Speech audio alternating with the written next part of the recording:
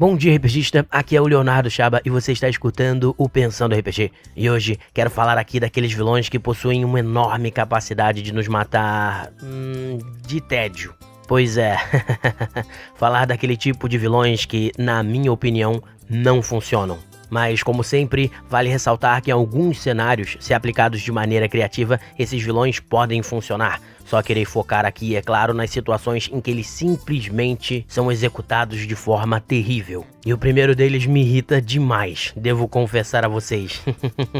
Mas que tipo seria ele? Bem, o super vilão, maldoso, cruel, imbatível, mas que a gente nunca sente a presença dele. E quando ele finalmente aparece, nossos heróis o derrotam com uma mão e um pé nas costas.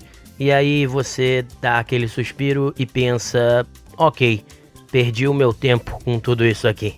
Pois é. É simplesmente irritante quando por um livro, filme ou jogo de RPG inteiro escutamos dezenas de personagens falando dos feitos terríveis de um vilão, de como ele é extremamente poderoso e nunca sentimos isso. Não sentimos a presença dele e nos decepcionamos quando ele finalmente aparece. E querem exemplos? Vamos lá? Primeiro, vou falar sobre como isso pode ser bem feito. E qual o primeiro vilão? Sauron, do Senhor dos Anéis. Sauron é um vilão que não está presente de forma física e sobre o qual todos falam com temor. No entanto, nós sentimos o seu poder através das suas tropas, dos seus orcs e principalmente através do terror dos Nazgûl.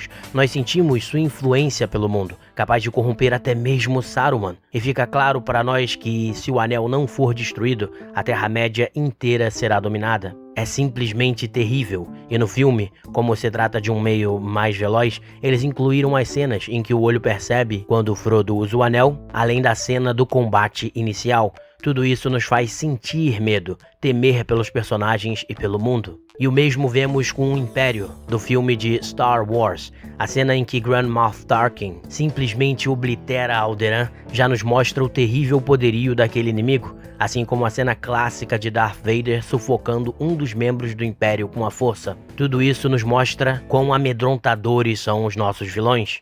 E o mesmo vale para Thanos, quando ele domina completamente o Hulk no início de Vingadores, Guerra Infinita.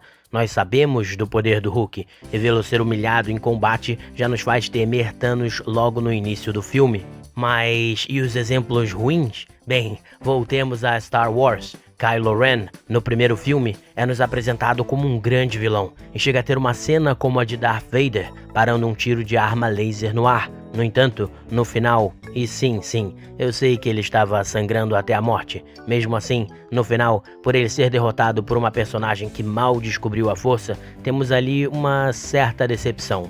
Mas a decepção maior mesmo fica para Snoke. Ao longo de todo o primeiro filme, somos avisados de seu tremendo poder, de sua capacidade de corromper Kylo Ren e de como ele ameaça dominar toda a galáxia. Ou seja, nos contam um monte de coisas sobre ele, só que na hora de mostrar, ele morre, sem qualquer resistência. Pois é, por favor, não façam esse tipo de vilão. No entanto, nos RPGs, e especialmente em RPGs como Dungeons & Dragons, nessa quinta edição, podemos criar vilões assim sem querer. Você diz que um Beholder, por exemplo, é super poderoso, é um super vilão, mas na hora do combate final, você monta o combate errado, os jogadores conseguem atingir o vilão sem dificuldade e ele morre sem parecer ameaçador. Então, tomem cuidado para não cometer esse erro. Cuidado com os combates. Mas enfim, vamos ao segundo da lista, que me irrita menos, mas ainda assim é irritante. E ele seria o vilão James Bond, que funciona bem no James Bond por ter sido a obra que tornou esse tipo de vilão um tropo, algo usado em múltiplas histórias. Mas que vilão seria esse? Bem, aquele que, em vez de fazer algo impactante e ameaçador, prefere fazer aquele longo monólogo e explicar todo o seu plano para os jogadores ou personagens, e, na hora de matar eles, ainda opta por colocá-los numa máquina mortal ou num labirinto, dos quais nossos heróis certamente vão escapar. Pois é, isso não funciona muito bem. E pra piorar, temos uma história em que todos os heróis são perfeitos, lindos, sexy, e o único que não é nada disso é bem o vilão, que ainda possui uma cicatriz bem no meio da cara. Como falei, não funciona nada bem. mas diria que em alguns RPGs pode funcionar, já que nos RPGs brincamos com tropos da fantasia e da ficção conhecidos, e convenhamos, às vezes é mais divertido para o grupo ser colocado num labirinto mortal do que simplesmente morrer e rasgar a ficha.